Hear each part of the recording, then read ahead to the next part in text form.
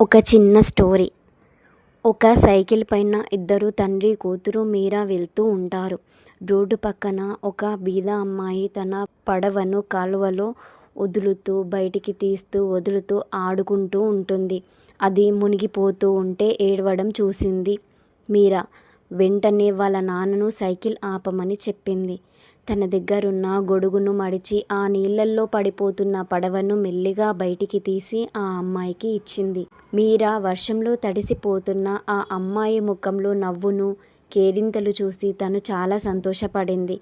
ఇంటికి వెళ్ళాక వాళ్ళ నాన్న అంటాడు, "నువ్వు తడిసిపోయావు కదమ్మా" అని అడిగితే మీరా నవ్వుతూ, "నేను తడిశాను నాన్నా, కానీ ఒకరి కళ్ళల్లో ఆనందం చూశాను, ఒకరి కళ్ళల్లో నీళ్లు తుడిచాను" అంది. మోరల్: చిన్న త్యాగం కూడా ఎదుటివారి లైఫ్లో ఎంతో పెద్ద సంతోషాన్ని నింపగలదు.